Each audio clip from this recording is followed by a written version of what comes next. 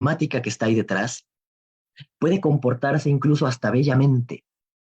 No sé si ustedes recuerdan o algunos de ustedes vieron cómo se nos vendía que la prueba de la matematicidad de las pruebas de inteligencia estaba dada porque los resultados describían una curva normal. Entonces parecía que todo era hermoso porque decían, sí, miren, finalmente hemos encontrado el arcano de la inteligencia y es un fenómeno como cualquier otro. Y así como podemos medir eh, la carga eléctrica o electromagnética, ¿no? En un campo, también podemos medir la inteligencia y fíjense que lo podemos hacer con la misma matemática. Y entonces parece, y les digo parece, ya voy a decir algunas cosas de qué significa parecer, porque parecer no es simplemente engañarse. Todo esto tiene muchísimas consecuencias. No digo que sea irreal, lo que digo es que es una inflación del término inteligencia a lo que estamos haciendo con las computadoras, que sí es bestial, pero bueno, ya llegaremos a eso. Entonces, a ver, voy a intentar compartirles esta presentación. Espero, ya saben, ¿no? La última vez que me conecté me traicionó PowerPoint. Estas cosas son así y parte de eso tiene que ver con la inteligencia artificial. Nosotros, this will stop other screen sharing. Esto, um, esto tiene que ver con la confianza que le tenemos a la tecnología y estas cosas tan triviales de que el coche un buen día no te encienda y de que el PowerPoint un día no te funcione, no son accidentes, forma parte de nuestro habernos con la tecnología. Ya, diré diré algunas cosas al respecto. En fin, a ver, ¿qué tal? ¿Se ve ya la presentación? Es una, no sé, va a tardar ahí un poquito en aparecerles. Y yo para poder ver tuve que elegir las dos pantallas. No sé si Ya, puede. ahora sí se ve. Ahora sí se Ya, ve, doctor Arturo. bueno, eso, pongan atención, si eso de que tienen que elegir las dos pantallas o... Hay dos personas en la sala de espera, creo. Pero creo que yo no las puedo admitir. Sí se ve, doctor, ya. Bueno, ahí está.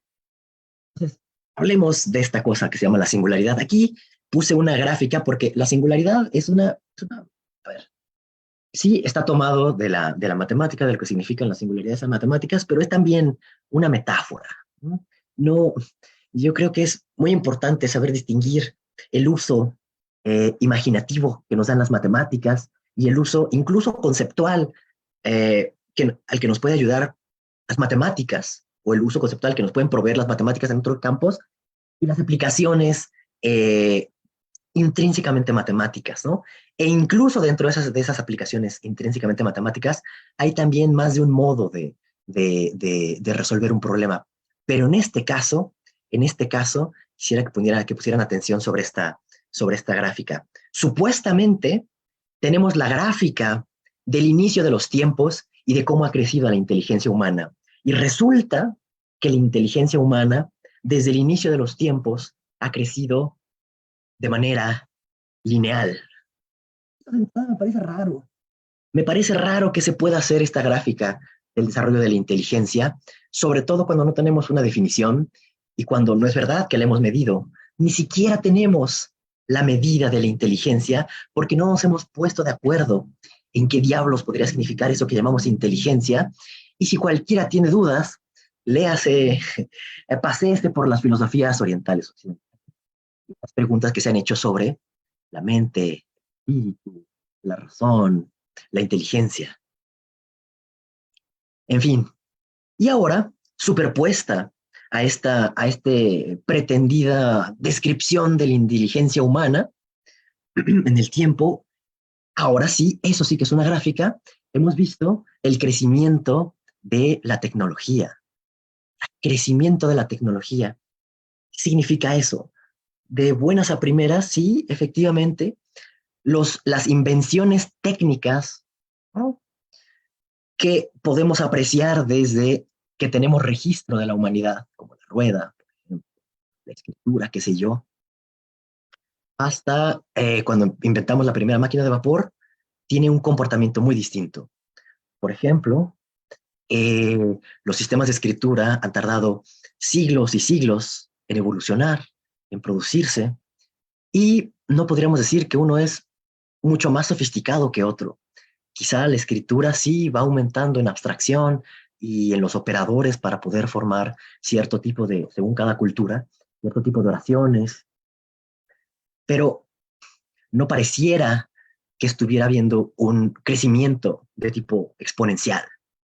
En cambio, si nosotros ponemos atención a los últimos 100 años, veremos que ya no comparando un sistema de escritura con otro, sino una máquina con otra, la potencia, y eso es lo importante, la potencia de una máquina parece crecer cada vez más rápido, no solamente que vaya creciendo aceleradamente, sino que cada vez crece más rápido. Es decir, el tiempo que tarda de pasar del estado 1 al estado 2 es más. Bueno, se va acortando cuando vamos del estado B al estado C y luego es más corto del estado C al estado D. O, si lo queremos ver así, para mismos periodos de tiempo, resulta que el crecimiento en potencia de la máquina sigue un comportamiento geométrico, ¿no? Exponencial.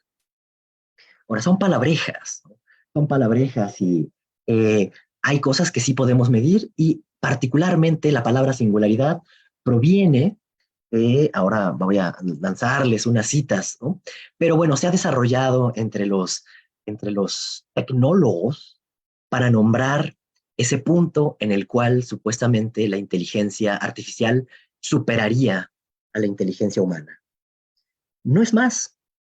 Ahora, les digo, no sé, y es duda, no lo tomen a mal, no es una, no es una especie de comentario frívolo. En realidad, no sabría yo decir qué es la inteligencia como para poder determinar si la máquina realmente nos está rebasando en inteligencia, pero que nos está rebasando en capacidad de cálculo, eso está claro desde hace mucho, ¿no? Y estaba claro que la capacidad de procesamiento de una máquina, desde la calculadora, que tendrá también, no lo sé, será 100 años, no lo sé, lo ignoro, la capacidad de procesamiento de ese bicho era ya muy superior a la nuestra, ¿no? Pero bueno, las preguntas que empiezan a desatarse a partir de esto son, ¿será entonces que las computadoras se volverán autónomas? ¿Será entonces que las computadoras nos eliminarán a nosotros? ¿Será entonces que las máquinas tomarán control de todos los ámbitos de la vida humana? ¿O ¿no? Esos son como los milenaristas asustadizos, ¿no? Los que ven el apocalipsis aproximarse, y otros ven, por el contrario, la nueva época de la humanidad, el nuevo amanecer. Y esos son los llamados transhumanistas, en los que dicen, como seguramente las máquinas nos van a rebasar y nos han rebasado ya en potencia física y en capacidad de procesamiento, entonces lo mejor será, para no quedar a la saga de nuestra propia invención, lo mejor será fusionarnos con la máquina. Y entonces se habla de esto de implantarse un chip o hacernos cyborgs, ponernos desde implantes que van desde la visión eh, más tradicional y más clásica de la ciencia ficción, de ponernos un brazo biónico o unas piernas biónicas, hasta cuestiones de nanotecnología en la cual se puede intervenir por medio de un robot, el torrente sanguíneo, ¿no? Que se puedan hacer nanorobots que estén circulando por nuestro cuerpo y contribuyan de alguna forma u otra en el metabolismo o en alguna función, qué sé yo. Entonces, pero vamos a dar un par de citas. Bueno, este era el plan más o menos, ¿no? De lo que yo había preparado. Probablemente no lleguemos. Dependerá también de, bueno, la discusión, qué preguntas nos vayamos planteando, pero la primera de ellas es, bueno, dar algunas citas y algunas de las ideas que envuelven a este concepto de singularidad tecnológica, así como la definición misma de singularidad tecnológica. ¿Mm? Después, bueno, ¿dónde se funda esto? Que es la famosa ley de Moore y uno de sus acólitos, ¿no? Que es Kurzweil, pero hay otros, ¿no? como el señor este que produjo, bueno, que es el dueño de la compañía de ChatGPT, muchos de ellos lo que toman es una ley empírica, de comportamiento empírico, o más bien una especie de comportamiento que sigue una cierta regularidad, que es el crecimiento en la capacidad de procesamiento, para llamarlo una ley. Y sobre esta ley, elevada al mismo rango que la ley, por ejemplo, de la gravitación o de la relatividad, nos daría, ahora sí, la verdadera marca, o perdón, la verdadera llave del futuro. La otra cuestión es algo sobre lo que se habla poquísimo o quizá nada, y son los límites de la computación. Hay también desde hace 100 años, desde que surge esto que llamamos la informática, con estos exponentes como maravillosos como Turing, límites a lo computable. Hay paradojas que acechan a la matemática y que acechan también aquella tecnología que está basada sobre las matemáticas y que en este caso es la inteligencia artificial. Estas famosas paradojas de Russell, pero particularmente el HALT, ¿no? El HALT problem, el problema de la parada, de una que escribe, sobre el cual escribe Turing en un artículo, nos muestra al mismo tiempo en el que está surgiendo esta disciplina sus propios límites. Es como si naciera algo así como castrada. Y lo que nos dice esto, lo adelanto, es que una computadora no tiene la capacidad de autorregularse. Esto está dicho de una forma muy ligera. No podemos entrar en detalles, ¿no? Si lo gustan, pero bueno, es una especie como de incapacidad de una computadora de evaluar su propio comportamiento y de saber, por ejemplo, cuándo debe o no ella misma pararse o buscar una solución ante un problema, ante un teorema, por ejemplo, que se le ha puesto. Y finalmente, algunas reflexiones sobre lo que nosotros deseamos. Entonces, no es solamente la inteligencia artificial y la discusión de la inteligencia artificial y de particularmente la singularidad, no solamente tiene que ver con el hecho de que algo así suceda, sino tiene que ver con el hecho de lo que nosotros deseamos y qué es lo que dice de nosotros. Porque cuando nosotros hablamos de la singularidad, hay quienes gozosamente se imaginan que con ello nuestros cerebros finalmente podrán ser descargados a las computadoras y entonces conquistaremos el sueño de la eternidad. Pero fíjense cómo, en realidad, una cosa tan distante y una cosa de la cual se entiende tan poco como la conciencia, a propósito de una idea como la de singularidad, permite que la imaginación y el deseo dé un salto cuántico y entonces pueda finalmente ponerse a soñar o a creer que el sueño de la inmortalidad está próximo, está muy cerca. Ven, entonces, ahí está. Vamos a poner un par de citas para tratar de entender que la preocupación tecnológica tiene muchísimos años, ¿no? Entonces, de Richard Thornton, de 1847, y dice, este tipo de máquinas, mediante las cuales el estudioso puede, girando una manivela, moler la solución de un problema sin el cansancio de la aplicación mental, lo que haría su introducción en las escuelas es provocar daños incalculables. Si hubiera calculadoras, fíjense, antes de que surgiera la calculadora, si hubiera calculadoras, esto sería un desastre para las escuelas, ¿no? Resulta que los desastres vinieron de otro lado, fueron más socioeconómicos que tecnológicos. En fin, dice, pero quién sabe que tales máquinas, cuando sean traídas a una mayor perfección, no pueden pensar en un plan para remediar todos sus defectos. Ya en 1847 está pensado que una máquina puede enmendar sus propias limitaciones y luego moler las ideas, ¿no? Por la manivela, ¿no? Es una imagen, ¿no? Muy gráfica, más allá del alcance de la mente mortal. Es decir, ¿qué tal que eso es la idea de la singularidad? ¿Qué tal que la computadora un buen día comienza a autoprogramarse, automejorarse, hasta que excede los límites del control humano, porque ya no entendemos lo que está sucediendo? Bueno, eso ya pasa. Eso ha pasado desde el automóvil. Y no porque no sepamos cómo funciona una bobina o cómo funciona la combustión, eh, es que resulta que una cosa es el principio de la máquina y otra cosa es el ecosistema en sentido amplio donde se inserta la tecnología. Entonces, en abstracto, uno puede decir, el coche es maravilloso porque nos va a permitir recorrer grandes distancias en poco tiempo y vamos a poder recorrer el globo y hacer más con la misma cantidad de tiempo. Bueno, multipliquen esa idea, o más bien, junten esa idea con una compañía llamada Ford y luego con otro montón de compañías y lo que tienen, el resultado es embotellamientos, accidentes, afeamiento de la ciudad y en absoluto, la aceleración de los seres humanos para que fueran más libres y pudieran finalmente utilizar el tiempo de la caminata en asuntos mucho más productivos. Este es un ejemplo de Iván Illich, ¿no?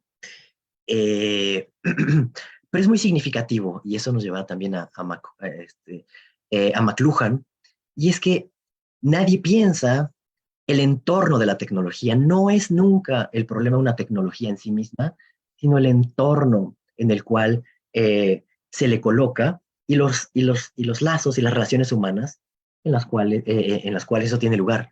Por ejemplo, Internet, igual, en abstracto, suena bien, suena muy bien, pero nadie se pone a hablar como si fuera extrínseco a la tecnología la brecha digital, quienes tienen acceso y quienes no, quienes pueden usar Internet rápido y quienes van a usar Internet lento, quienes eligen compañía y quienes están forzados a utilizar tal o cual. Otra cita que nos pone también, que llama también nuestra atención, es de Butler, ¿no? A propósito de Darwin. Dice, hay que reflexionar sobre el extraordinario avance que las máquinas han hecho durante los últimos, se me pasa, durante los últimos 100 años, teniendo en cuenta la lentitud con la que los reinos animales y vegetales están avanzando.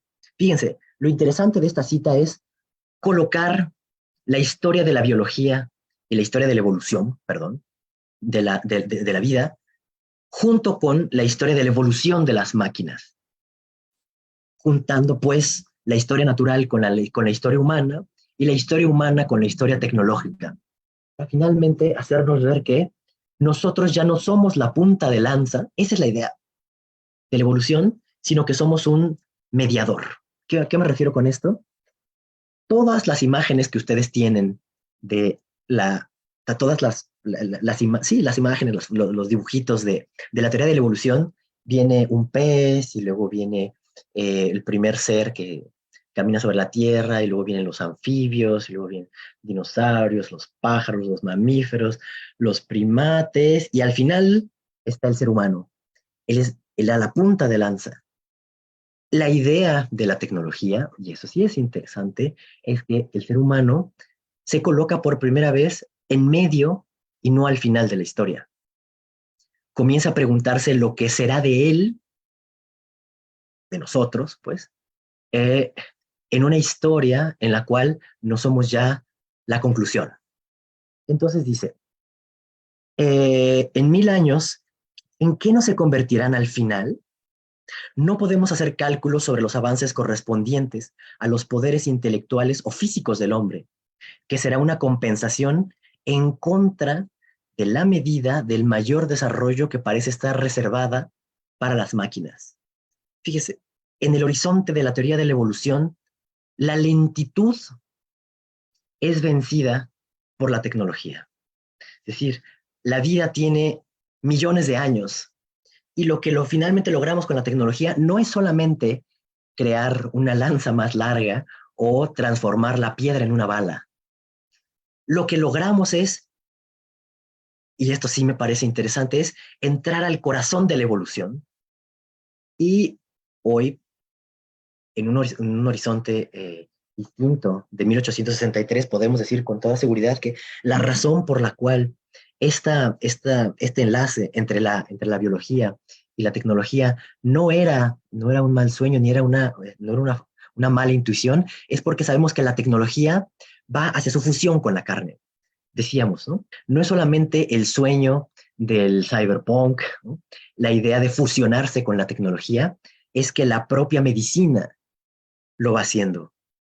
Ahora se puede poner un implante coclear para poder escuchar y se podrá intervenir el cerebro para que la persona invidente pueda nuevamente o por primera vez percibir los colores. Y eso, poco a poco, es la fuerza cyborg y no quizá estas figuras caricaturescas como de Six Million Dollar Man, que lo traducieron aquí como el hombre increíble o el hombre nuclear, algo así, ¿no? La mujer biónica.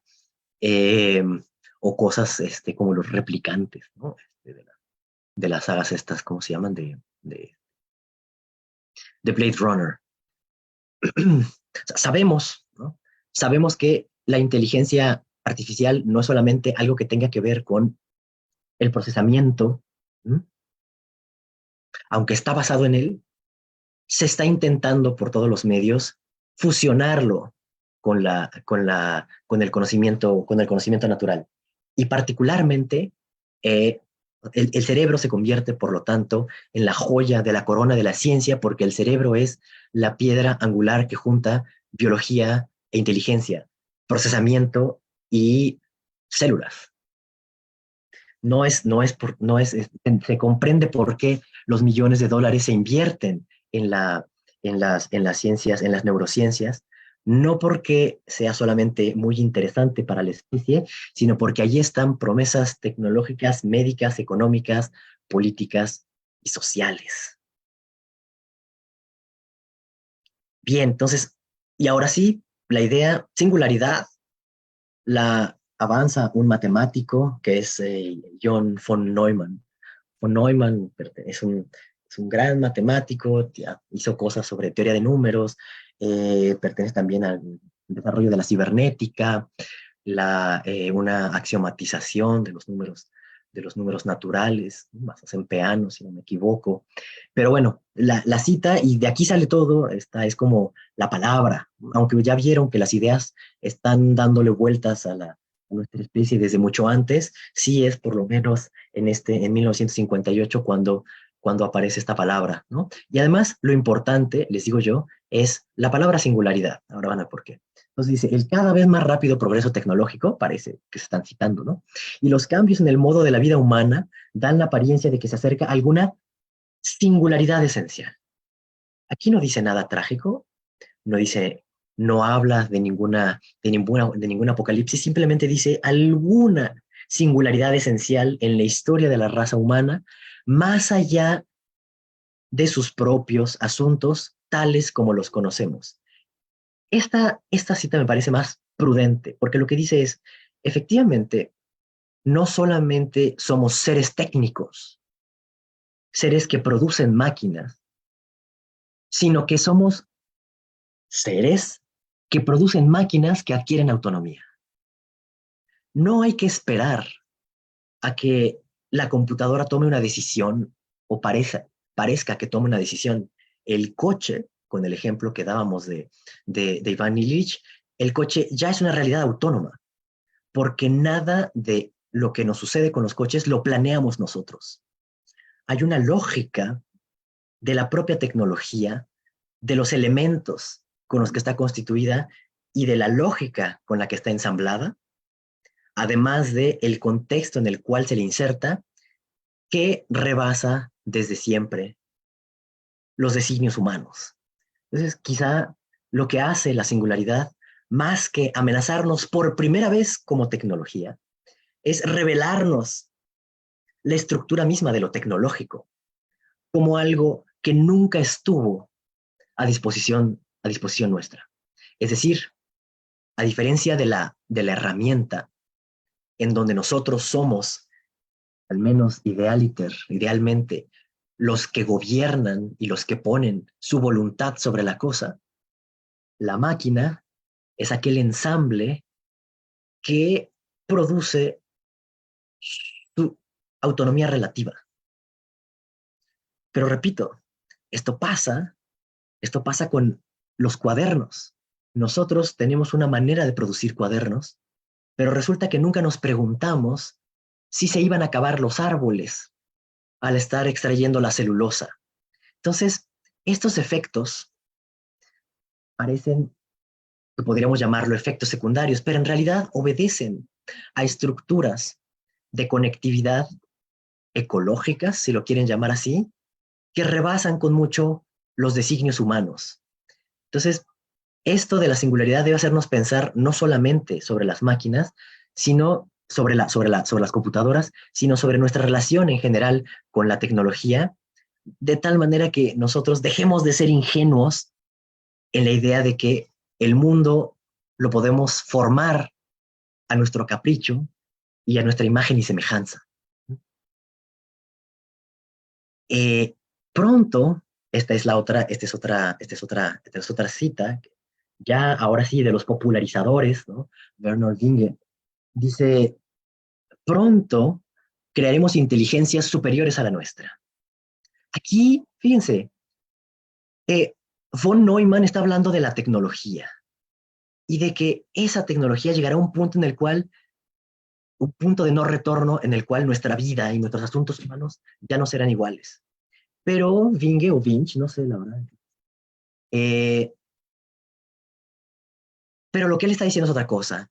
Él es, crearemos inteligencias superiores a la nuestra. Y ahí es donde creo yo hay un quiebre. Aquí es donde empieza ahora sí la fiebre de la singularidad tecnológica, porque ya no es pensar en lo técnico en general, ya no es pensar en nuestra relación con la naturaleza, sino es abstraerse y quedarse absorto en una única tecnología y además creerse este cuento que nos hemos contado de que la inteligencia es procesamiento y solo procesamiento, ¿sí? Incluso si eso implica la creación de objetos nuevos, como lo hace ya GPT y otras inteligencias artificiales, y que además la inteligencia no solamente es una y mecánica, sino que, es decir, algorítmica, sino que además se pueden comparar las inteligencias de tal manera que la nuestra entera, la humanidad entera, quede rezagada eh, detrás de la inteligencia artificial. Ahora, lo que sí se puede rescatar de esta cita y que se comparte con todas las demás es que sí, efectivamente, la tecnología va creando un mundo que está más allá de nuestra comprensión y sobre todo más allá de nuestra escala. Eso sí, la escala de procesamiento de una computadora no tiene nada que ver con la escala de las operaciones que puede realizar nuestra pobre mente. Pero desde antes, la fuerza que puede tener una máquina de vapor, no tenía nada que ver con las fuerzas que podían ejercer 100 hombres y mujeres, ¿no? Con sus meros cuerpos. Y a su vez, la energía que nosotros podríamos utilizar todavía en el siglo XVIII, XIX, ¿no? XIX eh, con la madera, ¿no? No tenía nada que ver con la desproporción de la fuerza atómica. Entonces, me parece que lo interesante no es la superación de la inteligencia humana, sino la liberación de fuerzas más allá de la escala humana. Pero repito, esto no es exclusivo de la tecnología informática.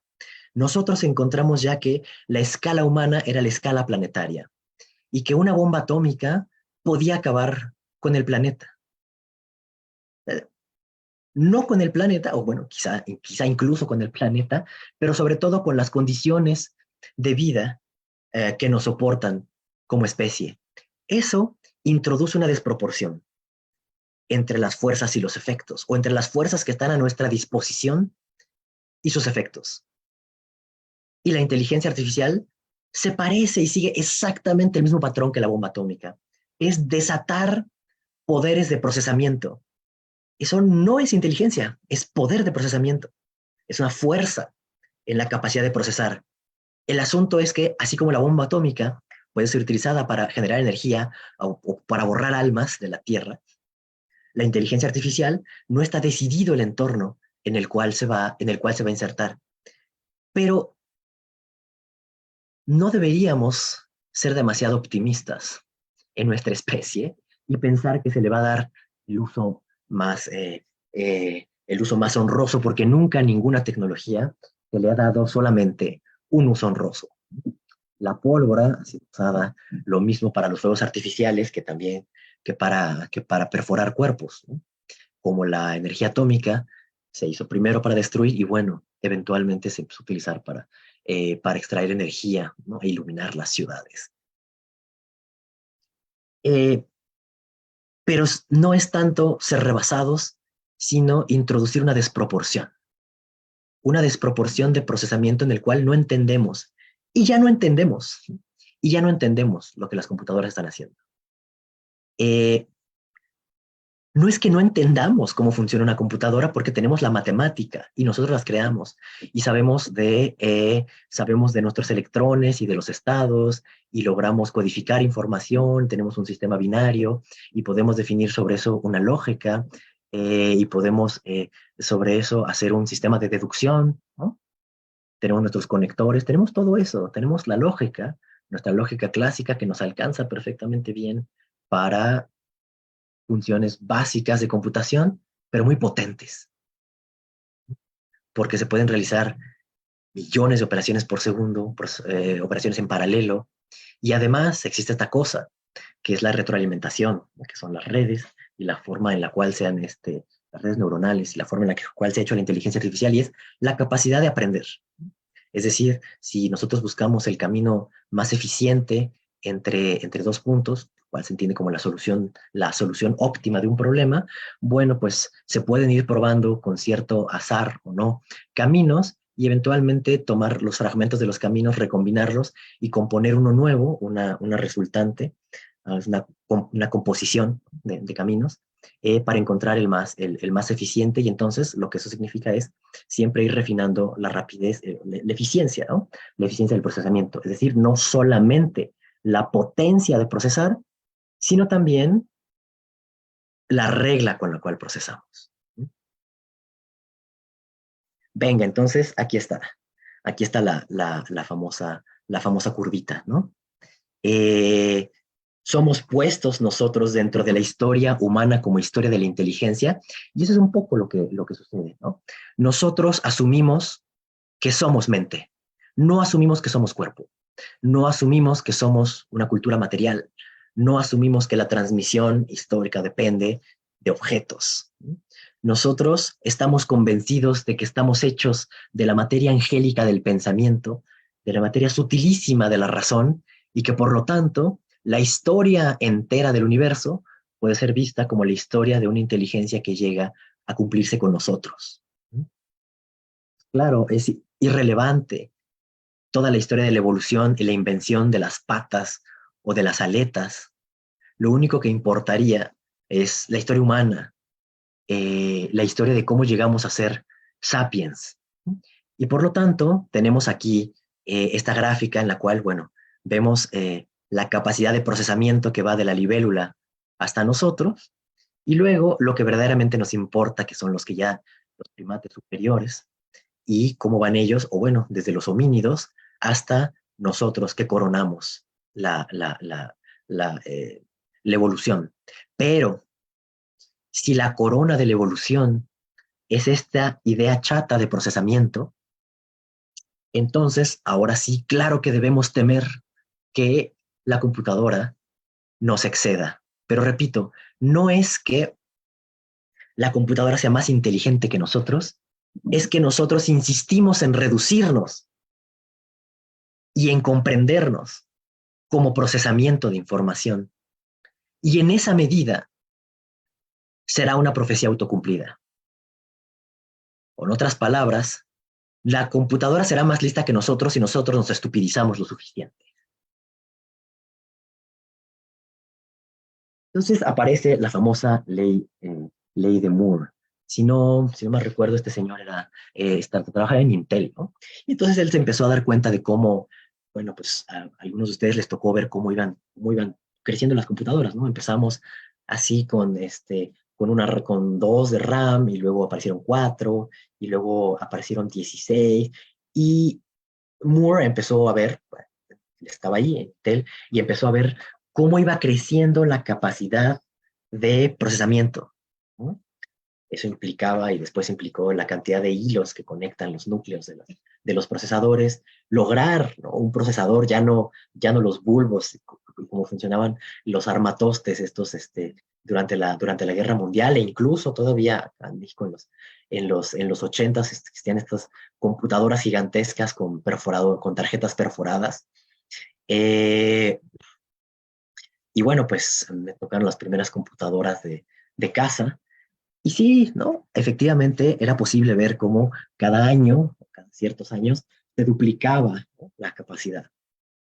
Y de todo, ¿no? Capacidad de memoria, capacidad de procesamiento, eh, los gráficos, ¿no? Si ustedes ven los monitores monocromáticos de color verde, ¿no?, que salen todavía con la consola, o cuando empezó el RGB, que era una maravilla, ¿no? Que tenía magenta, verde, amarillo, ya no recuerdo, era un alucine que pudiera tener 4 colores la pantalla, hasta que ya finalmente fuimos rebasados. Pero fíjense, no es que hayamos sido rebasados, nuestro ojo haya sido rebasado, es que es otra forma de procesar la información que introduce algo prometeico o algo desproporcionado, tanto que lo vuelve estúpido. Ejemplo, el 4K. El 4K tiene más colores que lo que nuestro ojo puede detectar. Entonces, ¿qué tal? ¿No? Sí, podemos seguir en procesamiento de ciertas cosas, pero también hay ciertos límites donde humanamente deja de tener sentido tener algo más rápido. El coche. Nosotros podemos hacer un coche que vaya a 400 kilómetros por hora. ¿Para qué? Nuestras calles, ¿no? Pásense, ¿no?, por la Ciudad de México, por Lima, nuestra velocidad promedio será de 40 kilómetros por hora o de 30. Dice Iván Illich que esa es una de las paradojas típicas de lo técnico en general, ¿no? Que cuando uno no razona concretamente en el uso de la tecnología termina produciendo, como en una suerte de dialéctica, el resultado contrario. Nosotros inventamos el coche para ir más rápido que las bicicletas, y ahora están proliferando las bicicletas en las grandes ciudades porque el tráfico ha hecho que los que van en coche vayan más lento que las bicicletas, y en un día de tráfico peor que si uno fuera a pie.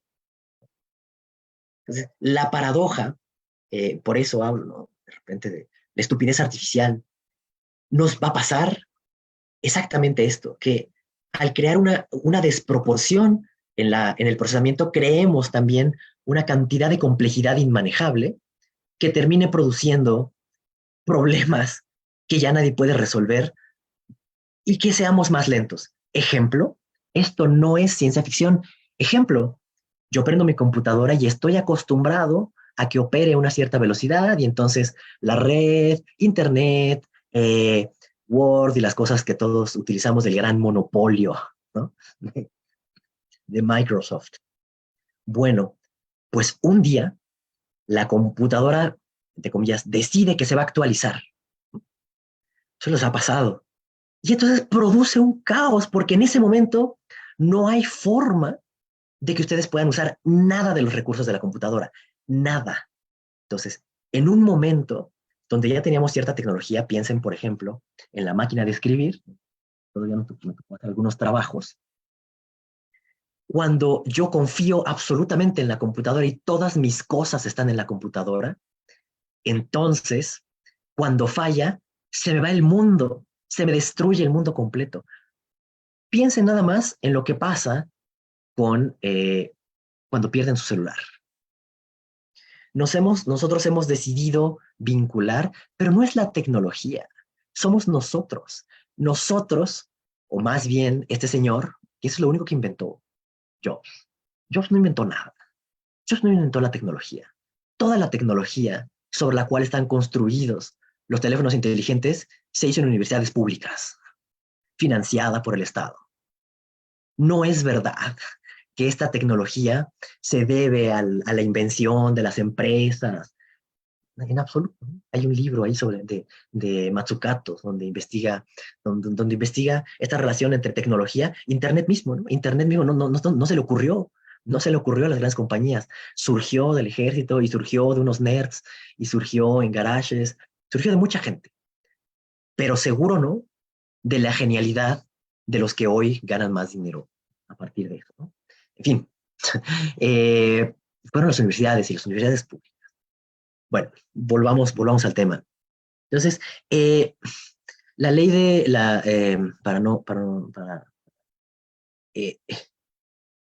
la ley de Moore nos habla del crecimiento en el procesamiento, pero al mismo tiempo debemos ver lo que hemos decidido que se tiene que decidir por medio del procesamiento.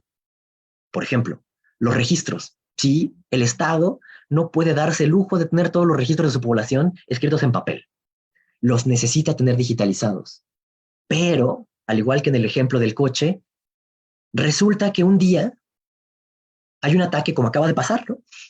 Un día hay un ataque y entonces todos los registros quedan inutilizados. Y entonces nosotros no solamente tenemos un problema técnico, sino que además regresamos a antes, incluso de que hubiera papel, porque ya no tenemos ni el papel. Entonces, cuando uno se confía a una sola tecnología, sucede lo mismo que cuando una especie se confía a una sola cualidad. Cambia el medio, cambian las condiciones, y entonces la tecnología se vuelve estúpida, se vuelve inútil. Todos nosotros que trabajamos en la universidad sabemos de lo que son los sistemas y sabemos cuando alguien nos dice o nosotros mismos, es que el sistema no me deja, pero profesor, es que usted se equivocó con la calificación. Le digo, sí, pero yo ya no puedo cambiar tu calificación en el sistema. Y dice, bueno, pero ¿y entonces? Le digo, no hay voluntad humana que lo pueda cambiar. Y eso sí que es problemático, ¿no? Porque entonces no es tanto ser superados por una supuesta inteligencia, sino cómo nosotros excluimos nuestras capacidades subjetivas del mundo en nombre de la supuesta capacidad de la máquina. Pero la máquina va a ser estúpida como va a ser estúpida cualquier persona que tenga que decidir sobre todas las cuestiones, por más que tenga Big Data a su disposición y por más que pueda realizar 400,000 ecuaciones por segundo, operaciones por segundo. Bueno, pues Kurzweil ya se puso también el nombre a su propia curva, pero aquí tienen, ¿no? Es el comportamiento exponencial, o en la otra está ajustada la recta, aparece una línea, pero bueno, lo que pueden ver es que el número de transistores no va creciendo, o sea, van de 1, 10, 100, 1000, 10,000, 100,000, ¿no? Eso, si lo pusiéramos en otros términos, nos daría también una curva exponencial, ¿no? Son solamente dos formas de presentar la misma información. Entonces aquí está el crecimiento de la inteligencia humana, que está representada con esa curvita azul. Luego la superación del procesamiento humano. Y bueno, ahora sí, la superación. Aquí la ponen de otra forma, ¿no? La singularidad podría ser, no, está mal, ¿no? En el ratoncito debería estar la inteligencia humana, o bueno, si en el ratoncito estuviera la inteligencia humana y en el crecimiento exponencial estuviera la computadora, el punto donde se cruzan las líneas sería la singularidad, o si decimos que esa línea es el crecimiento de la inteligencia en la biología y la roja es la verde es la humana, hay un punto en el cual se desprende el crecimiento, ¿no? Y eso sería otra manera de pensar pensar la singularidad. Ahora, pensamos la singularidad, en realidad no pensamos nada. Es una forma muy abstracta de no plantearse problemas. ¿A qué me refiero? Ahora dijimos esto, ¿no? De la dialéctica de la tecnología, algo así, y un cambio en nuestra manera de vivir la tecnología.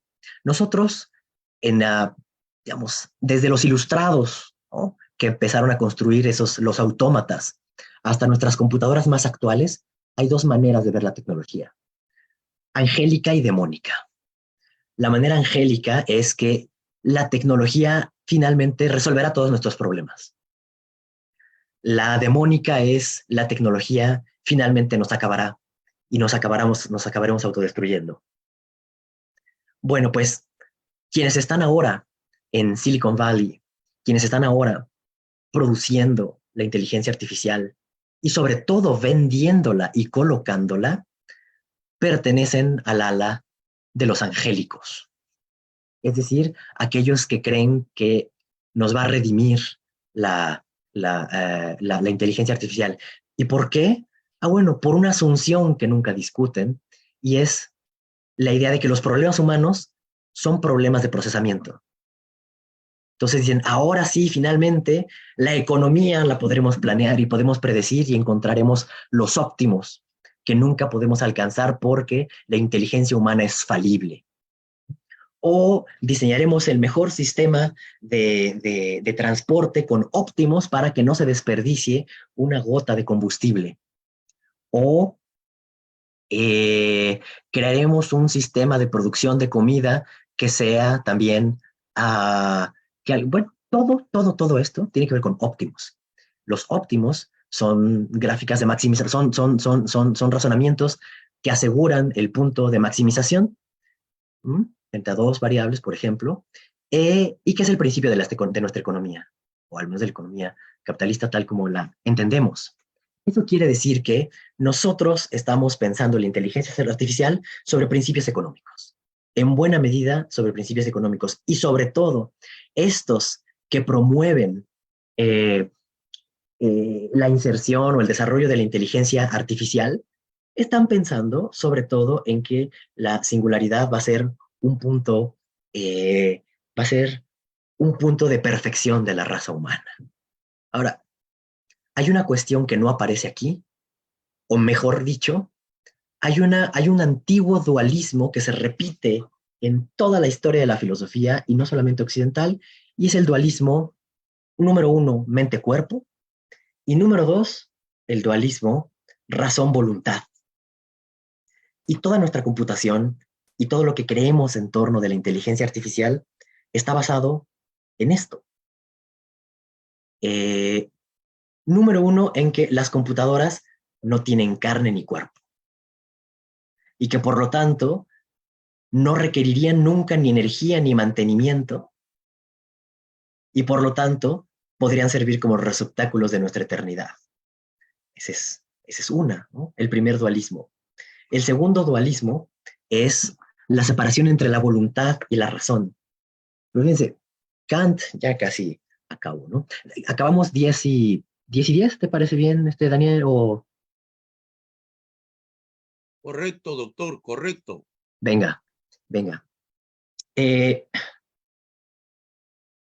Los idealistas alemanes, particularmente el señor que llamaba Kant, ¿no?, Immanuel Kant, lo que decía, la razón no es la capacidad de procesar, resolver un problema o deducir lógicamente las consecuencias a partir de ciertas premisas de forma válida.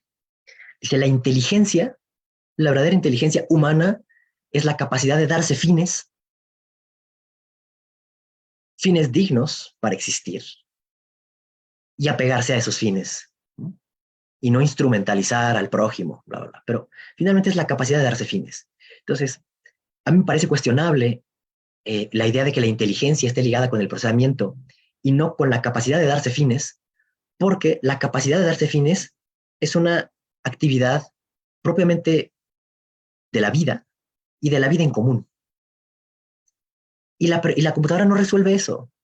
La computadora no resuelve eso. Nunca ha sido, a ver, por lo menos ahora, el problema de la distribución de la comida no es la escasez, es el poder. Las leyes económicas y la inflación, qué sé yo, ¿no?, la especulación, los aranceles, las zonas de libre comercio, los acuerdos económicos en general, no son asunto de cálculo, meramente son asuntos de poder, son asuntos de política, son asuntos de la voluntad. Entonces, lo que pretende la inteligencia artificial soterrar, ocultar, es el problema de la voluntad, el problema de la voluntad humana. El problema de la voluntad humana es, ¿qué haces con ese fierro? Si lo utilizas para volar a la humanidad, o lo utilizas para, sí, quizá distribuir mejor los elementos y los alimentos, pero antes de eso tienes que querer. Y resulta que la inteligencia artificial no quiere nada. Entonces, cuando hablamos de que en cierto punto la inteligencia artificial nos rebasará y nos liquidará porque somos obsoletos, no lo haría porque no le interesa, porque no quiere nada. Seríamos nosotros, fíjense bien, seríamos nosotros los que estaríamos barriendo con otros seres humanos al programar máquinas de tal o cual manera. Lo repito, no es que la computadora esté razonando por sí sola y esté haciendo cosas raras, es que nosotros le estamos poniendo los algoritmos para ejercer nuestras relaciones de poder. Y eso sí es escalofriante, y eso es mucho más escalofriante que la rebelión estilo Terminator. Voy a terminar con dos citas. Una de Gregory Bateson y otra de, de, de McLuhan. Dice Gregory Bateson, él es uno de los grandes pensadores de la cibernética, un libro muy famoso que se llama Pasos para una ecología de la mente. Y particularmente estaba interesado en el acoplamiento entre diferentes sistemas de diferentes clases, y la ecología de la mente es como este gran sistema en el cual se acopla lo vivo con lo no vivo, con lo inteligente y con las máquinas, ¿no? Como cibernetista, ¿no? Era una de sus principales preocupaciones, y estaba particularmente letrado o conocía bien lo que había entonces de teoría de juegos y de teoría de sistemas. Entonces dice, los departamentos de Estado de varias naciones emplean actualmente la teoría de juegos, respaldada por computadoras, ¿no? Quizá el ejemplo más conocido de la teoría de juegos sea el dilema del prisionero. Tienen dos personas que cometieron un crimen, son encerradas, son separadas y les dicen, bueno, mira, tienes dos posibilidades, ¿no? Es una, entonces, binaria, o eres un soplón o guardas silencio, ¿no? Pero resulta que el resultado, es decir, si te vas a la cárcel o no, depende de cómo actúe tu compañero. Entonces, si los dos son soplones, entonces los dos se quedan en la cárcel, pero poco tiempo. Si uno es soplón y el otro coopera, pues entonces el que coopera se queda todo el tiempo en la cárcel y el otro sale libre. Y si los dos, eh, sí, no, si los dos son, si los dos son soplones, los dos ganan poco, pero el mejor resultado a plazo es que los dos cooperen, ¿no? Porque entonces ninguno de los dos se expone a la máxima pena, ¿no?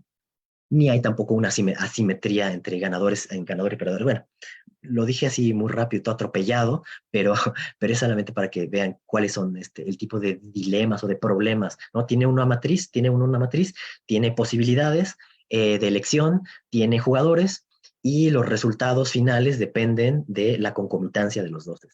O sea, no solamente lo que yo hago, sino lo que yo hago y lo que hace el otro. Así es como me va a mí y también como le va a él. Puede haber varios jugadores. Y lo que se buscan son los equilibrios, ¿no? En el caso es el equilibrio de Nash.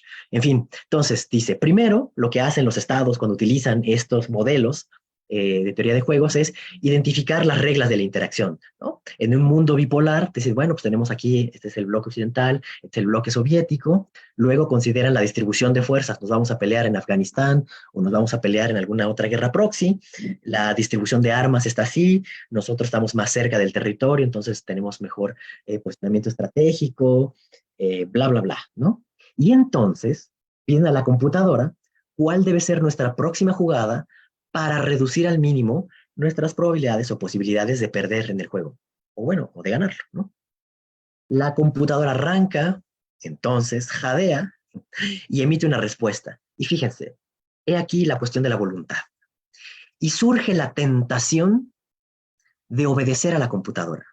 La verdadera singularidad no va a ser cuando nosotros cuando la computadora nos rebase, sino cuando nosotros abdiquemos de nuestra responsabilidad y se la transfiramos a la computadora. Es decir, cuando nosotros, motu propio, decidamos obedecer una computadora. Entonces dice, surge la tentación de obedecer a la computadora. Después de todo, si usted sigue la propuesta de la computadora, usted es algo menos responsable que si tomara la decisión por sí mismo.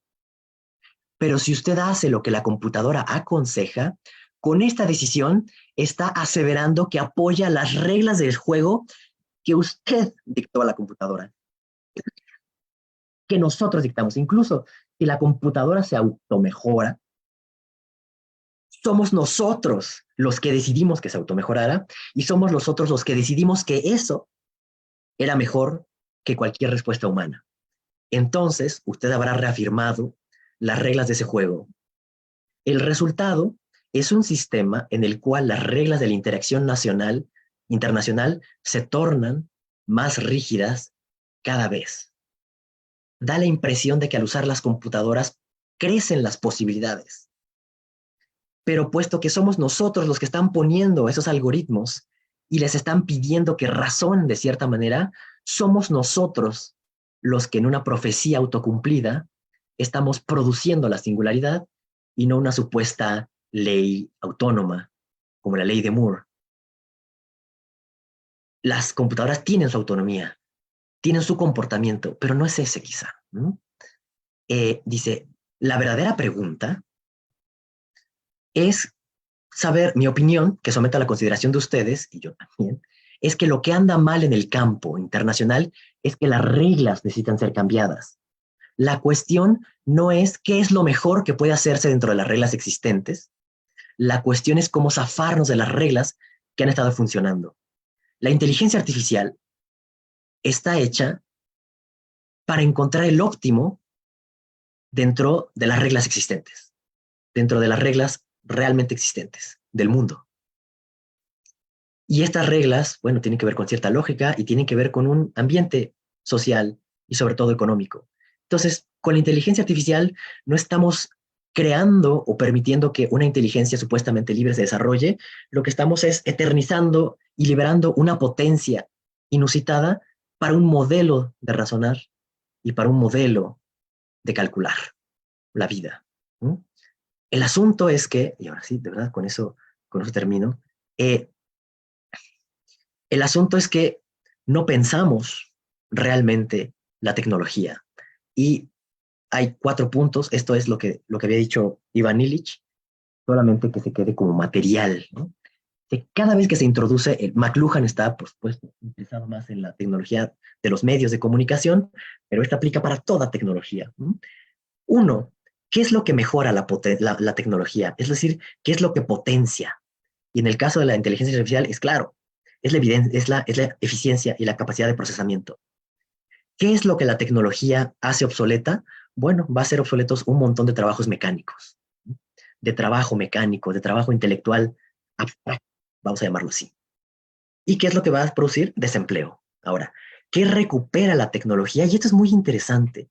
¿Qué recupera la tecnología que había quedado obsoleto anteriormente? Bueno, en este caso, comportamientos tribales.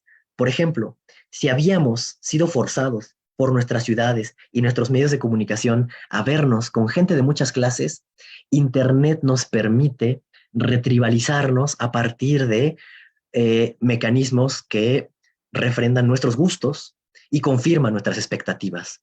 Entonces, no solamente nos creamos un personaje, sino creamos los medios para sostener la ficción de nuestro personaje. Y eso trivializa también y vuelve, reactiva ciertos mecanismos muy narcisistas que están ahí, ¿no? Dentro del haber humano. Y entonces, la tecnología produce eso. Pero finalmente, y esto es lo que habíamos visto con Ivan Illich, que lo dice McLuhan, ¿en qué se convierte la tecnología cuando se lleva al extremo? Es decir, ¿qué es lo que pasa cuando una tecnología es llevada más allá de cierto umbral, como la tecnología en esta época de la movilización absoluta y del desatamiento y la liberación de las grandes fuerzas, como si fuera ese el problema y no el problema de la voluntad? Esto es lo que nos lleva a la dialéctica de la tecnología y eventualmente, así como el coche termina haciéndonos más lentos, probablemente la computadora termine volviéndonos más estúpidos y ella misma sea una nueva forma de estupidez. Pues ya, muchísimas gracias y hasta ahí mi presentación. Doctor Arturo Romero Contreras, muchas gracias. Siempre es un placer poderle escuchar en este 14 Seminario Internacional que tiene como título La inteligencia artificial y la singularidad tecnológica. Por favor, estando en el Zoom y en las redes que nos siguen, y todos nuestros hermanos de Latinoamérica que ingresan en diferentes momentos, hacemos llegar saludos a México, Bolivia, Colombia, Ecuador, Guatemala, Cuba, Venezuela, Uruguay, Paraguay y todos los que nos acompañan aquí en Perú. Doctora María Beatriz Cerdán Flores, tiene la palabra usted. Buenos días nuevamente con todos. Siguiendo el formato que ya es tradicional de nuestros encuentros académicos, los moderadores plantearemos unas preguntas para luego invitar al público asistente a formular las mismas mediante los medios que tengan a bien y que se les proporciona mediante esta plataforma. He quedado realmente, doctor Arturo Romero, muy atenta a los alcances que pudiera tener esta cita de Newman. El cada vez más rápido progreso tecnológico y los cambios en el modo de la vida humana dan la apariencia de que se acerca alguna singularidad esencial en la historia de la raza humana, más allá de sus propios asuntos tales como lo conocemos.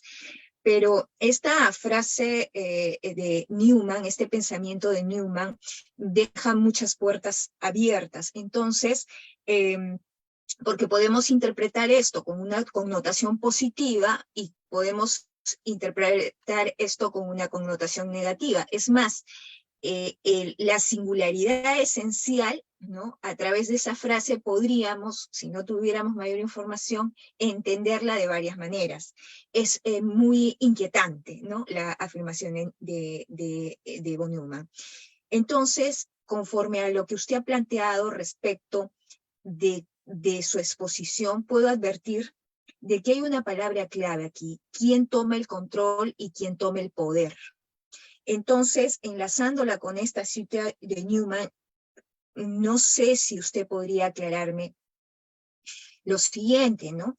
Esta singularidad esencial a la que von Neumann se refiere, podría en algún momento entendérsela en una connotación positiva, en el sentido de que este sería el reducto, ¿no? La singularidad esencial sería el reducto, lo que nos quedaría por potenciar frente a una singularidad tecnológica que finalmente parece que pudiera generarse a partir de nuestros propios actos sin control. Es decir, la singularidad esencial podría entenderse como aquella que estaría rescatándonos y oponiéndose a la singularidad tecnológica, y que esta composición de la singularidad esencial que debería,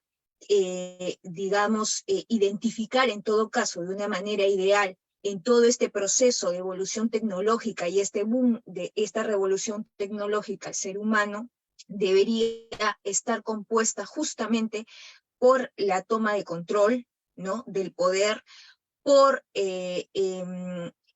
orientarse al juicio crítico, racional, a la valoración del pensamiento complejo, aquello donde la máquina no puede alcanzar porque no está vinculado necesariamente a los aspectos de tecnología, velocidad de procesamiento de información. Es decir, a partir de su exposición yo entiendo de que hay un reducto que aún es intangible y que debemos de cautelar como seres humanos, ¿no? Y tal vez ahí podría radicar esa singularidad esencial, algo intocable, algo intangible, algo que la singularidad tecnológica que aparentemente está cabalgando no pueda alcanzar.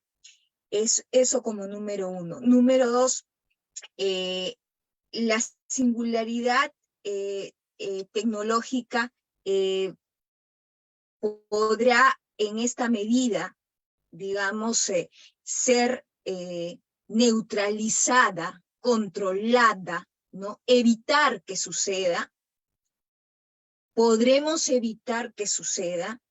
Podremos hacer, ¿qué podemos hacer para que esta singularidad tecnológica no finalmente se presente de manera tal que seamos, pues, instrumentalizados por el propio instrumento que ha creado el ser humano? Y cómo podría afectar a la humanidad la dominación a partir de la singularidad tecnológica si es que perdemos la batalla. ¿En qué posiblemente nos podríamos convertir? Y hay otra cosa que también no pude evitar pensar, ¿no? Que usted ha dicho que todas estas herramientas tecnológicas efectivamente el ser humano las ha creado con todas las implicancias de la velocidad de la información, procesamiento de datos y otros aspectos que componen esta revolución tecnológica para poder tener una mejor condición de vida y de toda suerte tener un entorno más digno de vivir, ¿no? En todo caso. Pero en el camino hemos perdido un poquito el sendero y no estamos reflexionando. Y usted ha dado dos ejemplos claros de cuando producimos tecnología sin razonar para qué la creamos. Esto nos puede llevar definitivamente a un escenario caótico y de repente también hacia la aproximación de que esta singularidad tecnológica finalmente se inmersa en una teoría del caos, ¿no? Entonces, no sé si usted pueda, en todo caso, absolverme estas inquietudes, estas interrogantes. Le agradezco infinitamente.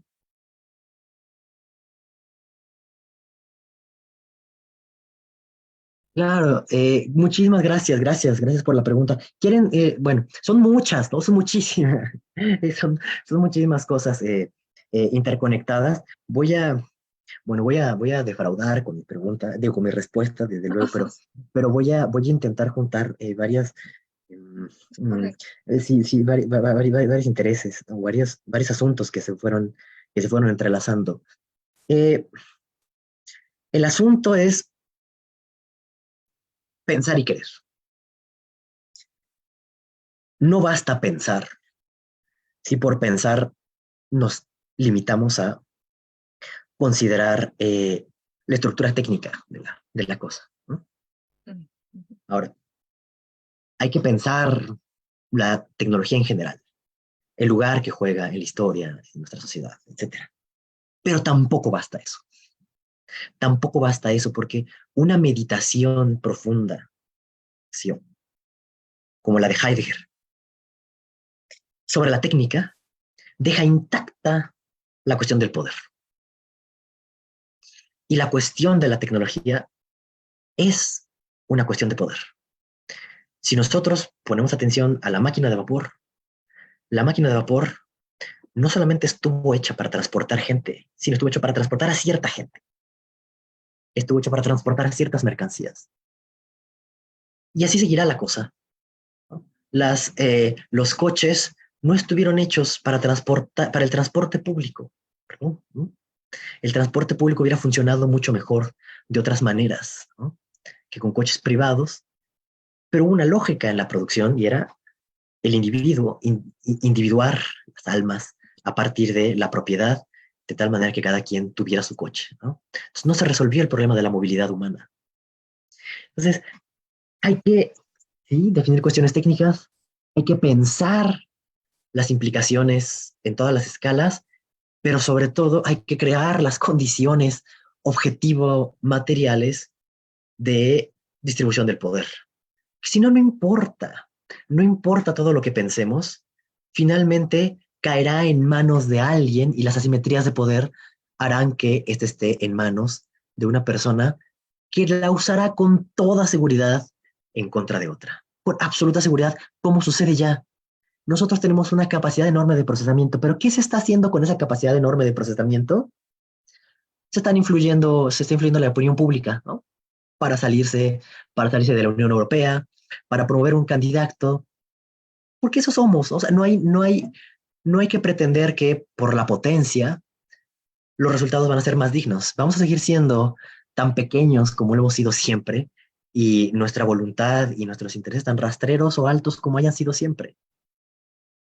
Y no me parece que en este estado tecnológico de la humanidad, la tecnología resuelva un problema urgente. Me parece mucho más urgentes, por ejemplo, los de la distribución del poder, lo de la participación, lo del acceso a los recursos, el acceso a los servicios. Y eso no lo resuelve. Una vez que creemos esas condiciones, bueno, pues entonces podremos crear un sistema eficientísimo de salud donde estén todos los registros. Pero mientras tanto, la información seguirá usada o bien para espiar por parte de un Estado, o bien para posicionar un producto o seguir nuestros comportamientos y vendernos algo más, como lo hace Facebook. Y la última pregunta, salió la palabra caos, ¿no? O sea, la palabra caos tiene muchos sentidos, pero también algo que no vemos es que conforme aumenta la complejidad, aumenta la posibilidad de caos, es decir, la desproporción entre las causas y los efectos. Entonces, la singularidad no solamente tiene que ver con una consistente superación de nuestra inteligencia, tiene también que ver con un umbral en el cual la complejidad sea ingobernable para la computadora. Y entonces, bueno, uno podría preguntarse ya no si las computadoras nos van a destruir, sino si las computadoras no van a entrar en conflicto entre ellas. Porque se van a obstaculizar, ¿no? También hay posibilidad de que se obstaculicen porque lo que podría pensarse a partir de la teoría del caos es que, bueno, hay ciertos problemas que no pueden ser, que aunque sean mecánicos y predecibles en una gran escala, no lo serán para nosotros, ¿no? Incluso ni siquiera para una gran capacidad de procesamiento, ¿no? Y la otra que me parece interesante es pensar la singularidad como punto ideal, ¿no? Como que apareció en tu comentario, es decir, como, sí, también la singularidad es un punto ideal que nosotros nos hacemos teóricamente para reflexionar sobre la tecnología y nuestra relación con ella, pero lo que sí está claro es que nuestra idea de lo técnico ya no obedece a la del siglo XX. Es decir, el siglo XX estaba pensado como el desarrollo del control absoluto de la vida, lo que nos ha legado de cierta forma la teoría del caos y la probabilidad y demás, es que este mundo de control se puede salir de control en cualquier instante y de hecho se sale, aunque esté erigido sobre una regla clara y determinista. Muchísimas gracias, doctor Arturo Romero. No, sí, al contrario. Precisamente ese fue el punto en el que planteé la inserción de la teoría del caos como algo que podría suscitarse inclusive dentro de esta bonanza de la tecnología, porque estamos, creo, sobreestimando los alcances, digamos, de esta singularidad tecnológica como algo de repente positivo, y abandonarnos de manera autómata y suprimirnos de autonomía nosotros para relajarnos completamente y entregarnos a la máquina, que es algo que día a día lo estamos haciendo. Nuestra vida a veces depende de un dispositivo tecnológico, como usted bien ha dicho, y eso nos puede llevar, pensando en gran escala, a consecuencias terribles, ¿no? Nefastas. Es que un día se cae el Estado, ¿no? Por ejemplo, un día se cae todo el Estado y todos los servicios de salud, educación, los registros, ¿no? O sea, el caos que sigue ahí, en el otro sentido del caos, que se puede esperar ahí, eso es de regresar antes de la invención de la escritura es no tener nada, pero con una complejidad social y un volumen poblacional inédito. Y eso causaría crisis, pero no van a ser crisis de máquinas que nos dominen, van a ser crisis de hambre, pobreza, desplazamiento y violencia. Totalmente de acuerdo, doctor Arturo Romero. Doctor Daniel Malpartida, le doy el pase para que pueda formular sus preguntas y asimismo entiendo se encuentra presente el representante del Centro Ecuatoriano, ¿no? Para formular sus preguntas también. Entonces, doctor Leonardo Daniel Malpartida, le doy el pase, por favor.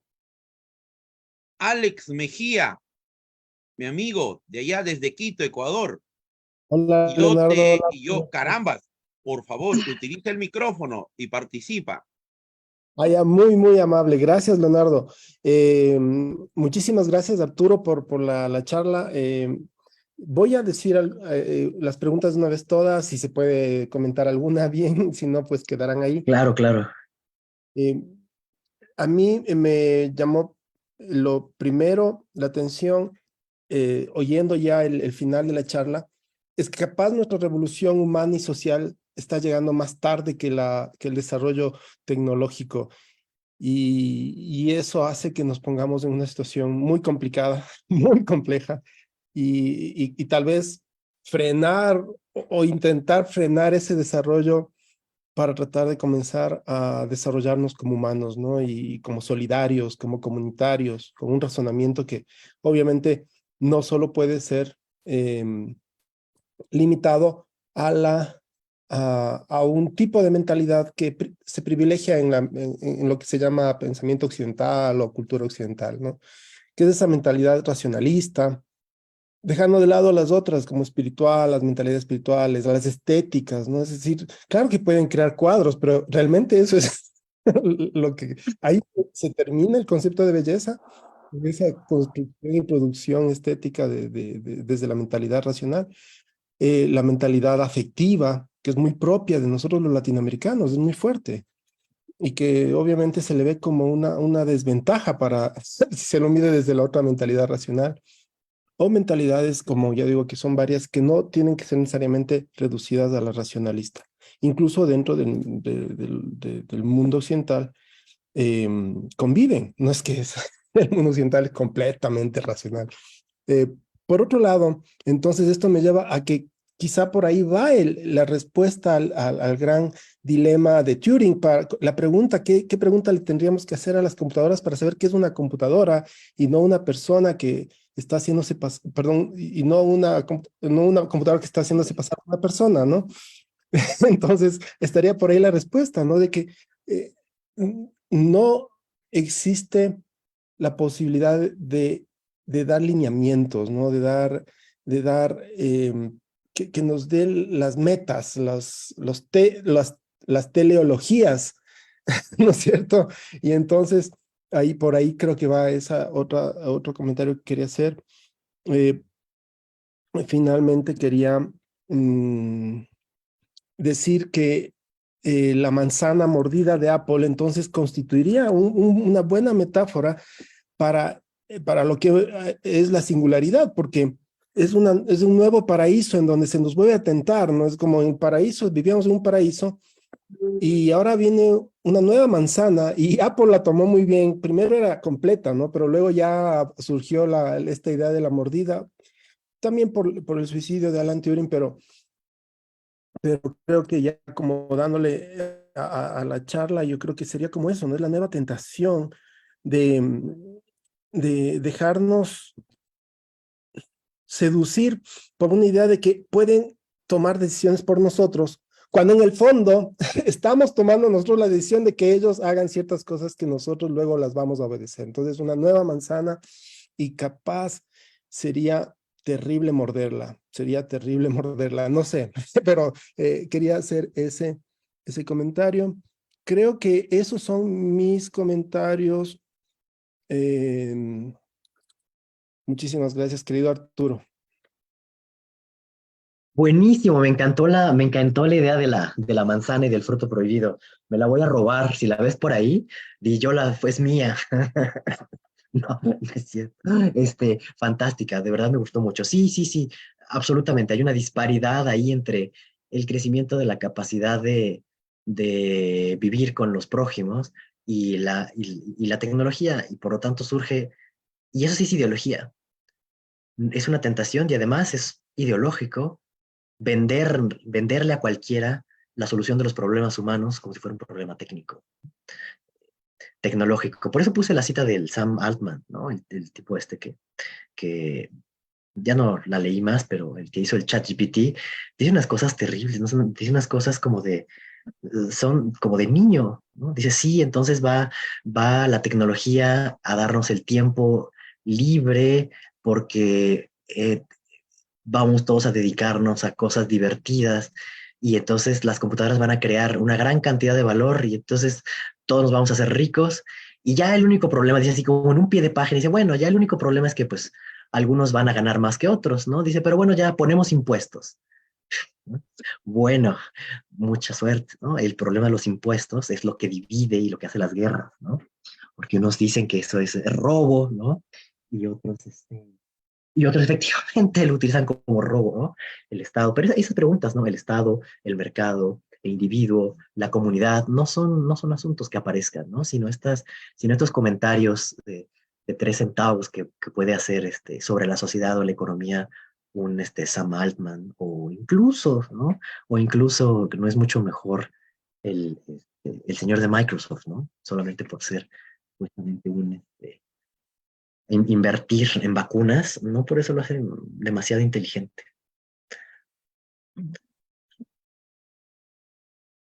Doctor Arturo Romero Contreras,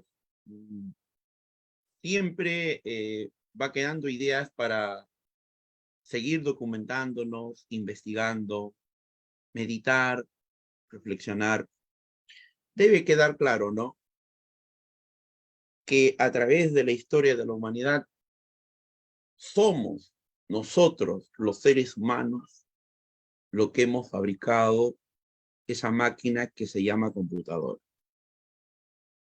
Somos nosotros los que creamos a la computadora, los que programamos a la computadora y hacemos que estas computadoras, supercomputadoras, puedan, después de trabajar algoritmos, después de utilizar el modelamiento matemático, podamos tener productos de herramientas de inteligencia artificial. Y si yo diría al contrario, que, oiga, son las computadoras las que van a crear la vida, nos van a dar la vida, habría que preguntar, habría que cuestionar desde el otro lado, ¿no? Somos nosotros, los seres humanos, los creadores de todo cuanto hay en cultura. Eso debe quedar bien claro a la exposición que usted señala, y estamos totalmente de acuerdo. No olvidarnos, no olvidarnos. Carambas, hacer llegar un saludo a nuestro amigo Alex Mejía, allá en Ecuador, con ese centro ecuatoriano de filosofía para niños y para niñas. Es algo que debe invitar a los países latinoamericanos. Esa oportunidad brillante que se da a los niños y a las niñas, porque a ellos les va a pertenecer el futuro, las próximas generaciones. Se habla del papel de John von Neumann, del papel de Norbert Wiener, de orígenes rusos, del papel que ambos han jugado en la computadora, en los inicios de la inteligencia artificial, en lo que han dado sus aportes en el tema de la singularidad tecnológica. Pero por favor, justo acá tengo el libro, pero por favor, no debemos olvidarnos, no debemos olvidarnos y dejar de pasar que desde inicios de ciclo, culminando el siglo XIX, estaba en España Leonardo Torres Quevedo. ¿Quién va a España en busca de Leonardo Torres Quevedo? Norbert Wiener. y el otro genio, Santiago Ramón y Cajal. El trabajo de Santiago Ramón y Cajal nos hace llegar hasta el día de hoy. Todavía no hemos entendido y no hemos comprendido todo el funcionamiento del cerebro humano. Todavía no hemos descubierto toda esa capacidad y esa potencialidad.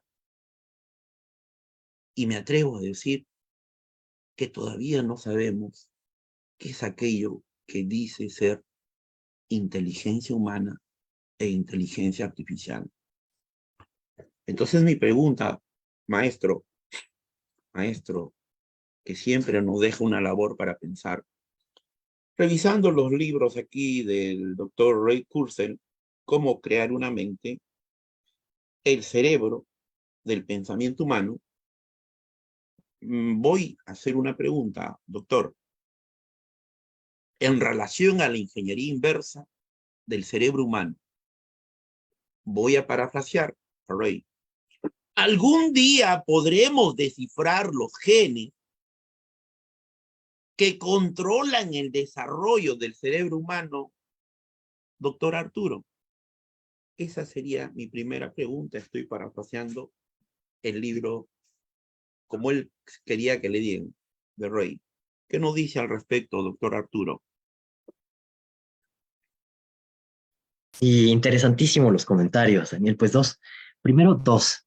Uno, la teoría de la información, pero ya más en sentido especulativo, no tanto como una herramienta para la creación de tecnologías, ¿no? La teoría de la información como una reflexión sobre la naturaleza, que adquiere un lugar muy relevante física, en la química, en la biología, y que además, al ligarse con Shannon, en la teoría de bueno, pues la comprensión de la información a partir de la ley de la entropía, y la codificación de la información en bits, la comprensión de la probabilidad, ¿no? Las distribuciones y todo eso, nos da una idea física, una idea bastante material de la información. Esto para quitarles su lado idealista. El uso de energía, de información requiere energía y libera calor. Entonces, no es que los servidores, por ejemplo, se calienten solamente porque son unas maquinotas, sino que hay un principio físico, ¿sí? Un principio que los liga a la física y la producción de calor. Entonces, hay límites, pues, a la capacidad de procesamiento porque, bueno, no podemos hacer los procesadores más pequeños que lo que las escalas, atómicas, cuánticas nos lo permitan. No podemos hacer una computadora autorreferencial porque introduce el problema de la parada, ¿no?, de Turing. No podemos hacer computadoras más ultra eficientes que no se calienten nunca porque forma parte del procesar información, el producir entropía y el generar calor. Es energía que no puede ser utilizada para otro trabajo, ¿no?, sino que se dispersa. Entonces, me parece importante bajar la información al mundo. ¿Por qué? Porque cuando decías que no serán las máquinas las que hagan la vida, bueno, de alguna forma, la información ha hecho la vida, ¿no?, o ha posibilitado la vida. Entonces, uno podría pensarse si no hemos sido siempre máquinas, ¿no? Si uno se sale un poquito, ¿no?, de los términos clásicos sobre la inteligencia artificial y se va al psicoanálisis, muchos quizá brinquen. Bueno, las primeras ideas del psicoanálisis que se basan en la antropología de Lévi-Strauss tenían que ver con eso, ¿no?, que la cultura, los ordenamientos sociales, tienen que ver con diferencias, tienen que ver con separar quiénes son los hombres y quiénes son las mujeres, quiénes son los que pertenecen a un clan, quiénes son los que pertenecen a otro clan, cuáles son las diferencias que estructuran la vida social. Algunas serán injustas, algunas serán más justas, pero como sea, vivir en sociedad, vivir en una estructura significa eso, tener diferencias y tener información. Entonces, cuando nosotros pensamos que la vida produce la inteligencia artificial, pues tenemos que preguntarnos si no es al revés, si no ha habido siempre, pero no en un sentido de panpsiquismo, no me interesa eso, sino más bien el propio desarrollo de la materia no ha incluido desde siempre la información, y nosotros fuimos desarrollados, o nosotros surgimos en el curso de la evolución como pequeñas máquinas que hacen muchas otras cosas, pero en parte también somos máquinas, porque en parte también sumamos, dividimos, multiplicamos, resolvemos ecuaciones. Entonces me parece interesante la pregunta. Ahora, si nosotros llegaría a un punto en el cual nosotros podemos eh, entender el cerebro, hay una cosa que es vista como un problema metodológico, pero en realidad es un problema estructural. Y es que el cerebro no es nada más que actuando. Así uno coge un cerebro y le trata y le mete cuchillo, no va a encontrar muchas cosas. Sí, va a encontrar las neuronas y las glías, y va a descubrir las estructuras piramidales, y va a ver las circunvoluciones, pero lo que nos interesa no es eso. Lo que nos interesa es el cerebro funcionando. Entonces, la neurofisiología actualmente, como investiga, es poniendo al cerebro a trabajar. Entonces, eventualmente comprenderemos cómo funciona el cerebro. Bueno, si nosotros lo usamos de cierta manera. O sea, comprender cerebro es usarlo de cierta manera. No es investigarle sus últimos componentes, sino es aprender a usarlo. Entonces yo creo que no se puede comprender el cerebro si no se aprende, si no se aprende a usarlo, o si no se le usa de formas nuevas. Entonces, algún día comprenderemos, bueno, quizá, pero si lo comprendemos y logramos que alguien o que algo sea como una mente, pues entonces será un humano más, o será algo así, y entonces tendrá voluntad y tendremos que pelearnos con ello, ponernos de acuerdo, y entonces van a surgir todos los problemas de siempre, ¿no? Tomar acuerdos, el poder, golpearnos, protegernos, temernos. Maestro, desde esas tecnofantasías de Leonardo da Vinci, desde esas fantasías hasta el día de hoy, miremos nuestro auditorio que nos acompaña, cuántos ciclos han pasado. Es obvio, no podemos asumir una posición determinista. Nos decía usted, maestro Arturo,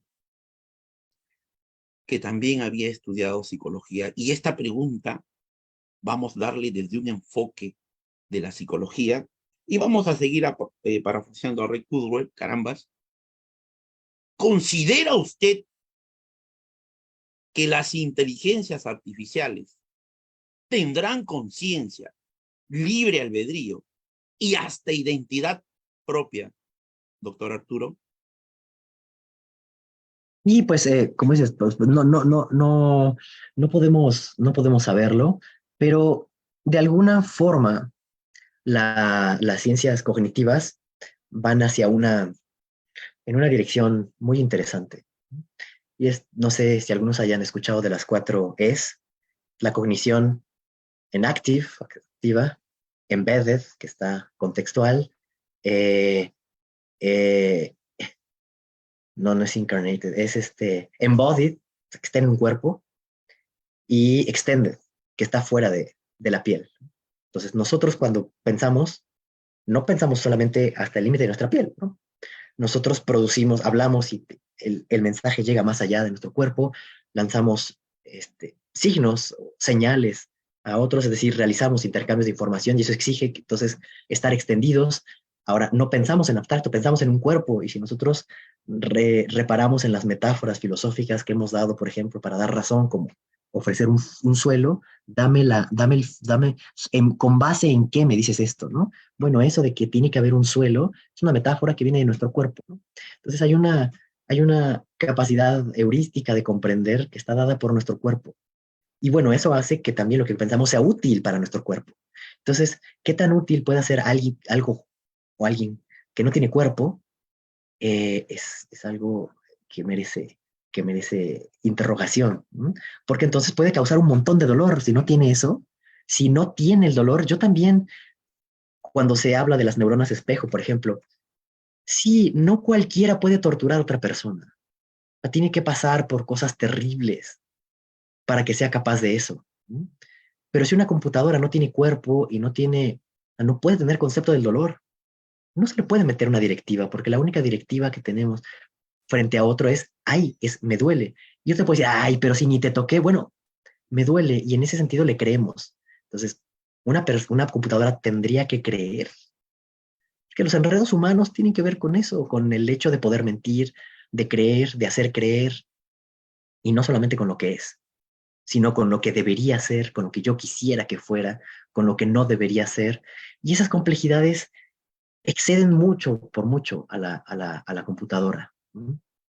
Y si las tuviera, entonces sería como nosotros. No, no sé. Y a lo mejor hasta se puede uno Maestro, sentar a tomar un café. complejidades y también simplicidades. Todos estos productos tecnológicos, al día de hoy, ninguno de ellos ha sido capaz de hacer una buena broma o un buen chiste. Con esto vamos a culminar, doctor. Siguiendo, la singularidad está cerca cuando los humanos trascendemos la biología. Me voy a ir un párrafo, permítame, maestro. Siempre en el instituto, un poco con nuestros seguidores, todos los que nos van a ver en las horas que continúa del día, sábado, domingo, siempre manejamos algunos conceptos. Usted también nos ha alcanzado citas brillantes. Queda bastante material para todos los que nos siguen. Permítame, por favor. Kurzweil predice que entre ahora y el año 2050 la tecnología llegará a ser tan avanzada que los progresos en medicina permitirán a la gente ampliar radicalmente su esperanza de vida y la calidad de la misma. Los procesos de envejecimiento podrían en principio relentarse, más tarde detenerse y finalmente revertirse en cuanto estas nuevas tecnologías médicas estuvieran disponibles. Kurzweil sostiene en gran parte de esto será fruto del avance de la nanotecnología médica que permitirá que máquinas microscópicas viajen a lo largo de nuestro cuerpo reparando todo tipo de daños a nivel celular.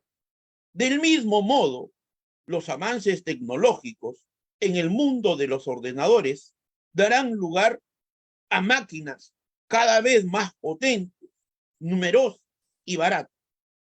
Kurzweil predice que un ordenador pasará el test de Turing hacia el año 2029, demostrando tener una mente, inteligencia, conciencia de sí mismo, riqueza emocional, indistinguible de un ser humano. Este momento se ha denominado singularidad tecnológica. Vuelvo a esta lectura que comparto, doctor, a esta lectura que compartimos. Volvemos a hacer hincapié en nuestra postura. Somos nosotros los seres humanos. Después del lanzamiento del 22 de noviembre del ChatGPT en el mundo y después de salir de los cuarteles de invierno y de esa etapa fría, los estudios y las investigaciones de inteligencia artificial, pareciera que viviéramos la Navidad y el Año Nuevo de la inteligencia artificial. Nos dejamos llevar por momentos, por alegrías. Cuando yo creo, una posición mía, todavía estamos lejos, pero muy lejos, de pretendidas propuestas, ideas, predicciones y sueños.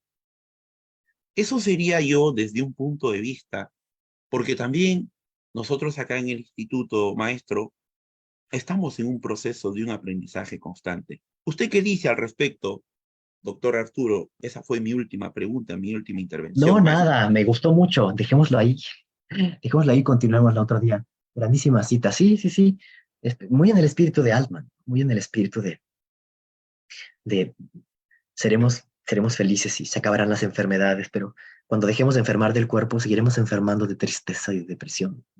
Y cuando dejemos de enfermar de tristeza y depresión y no enfermemos de nada, pues yo no sé si todavía valga la pena vivir, ¿no? O sea, en un estado sin caídas ni levantadas, o bueno, yo también pienso, a ver, no es no es que esté en el aire, no es que la nube sea una nube. La información está en un sitio y está en transistores y depende de electrones y depende de átomos, ¿no? Entonces, cuando la gente piensa que se va a descargar a una computadora y va a vivir la eternidad, bueno, la computadora igual se va a descomponer, igual se va a sobrecalentar, igual un día pasa un meteorito y desconfigura la computadora y entonces borran millones de almas, ¿no? Y entonces va a ser una hecatombe y va a ser similar a la epidemia, ¿no? A la epidemia de la peste negra. La muerte va a seguir sucediendo, porque la muerte forma parte de la entropía, del desorden, o sea, de los estados más probables de la materia, ¿no? Y nos cuesta energía mantener este orden, esta estructura, este cuerpo. Y también va a costar energía mantener la estructura de una computadora. También va a costar. No se vence al amor, que no se vencen las leyes de la física. No sé si se puede acuñar ese término de droga digital o una droga virtual.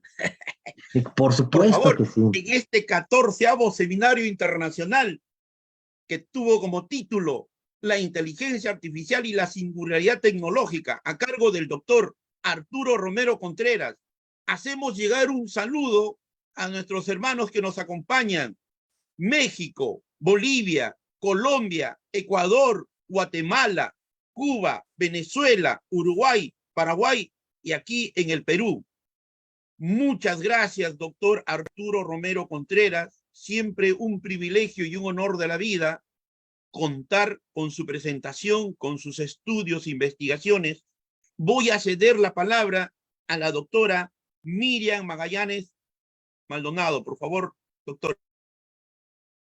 Muchísimas gracias por la sesión que nos han brindado aquí el profesor Arturo Romero desde México y también a los colegas que nos acompañan de diferentes instituciones académicas dentro del contexto latinoamericano, a nuestros asistentes en las multiplataformas y sobre todo aquí al doctor y colega Daniel Malpartida, que es un divulgador en temas de ciencia y tecnología, y felicitarlo porque ayer en el Perú ha sido el día del tema de ciencia y tecnología en todas las escuelas peruanas y somos muy orgullosos de cómo, a pesar de todo lo que es el cúmulo de escasez dentro del sistema educativo, siguen luchando su propia situación y avanzan en esos concursos, innovando, sobre todo labrando un futuro para nuestros escolares peruanos, y así suponemos que se hará en todos los países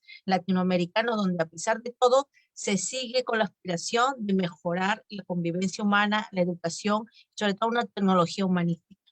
Muchísimas gracias, profesor Arturo Romero, colegas Daniel Malpartida, la doctora María Beatriz Cerdán Flores y a nuestros compañeros de las diferentes instituciones que nos acompañan. Y damos por clausurado el 14º Seminario Internacional de Inteligencia Artificial. Muchísimas gracias. Encantadísimo de estar con ustedes, de verdad. Muchas gracias.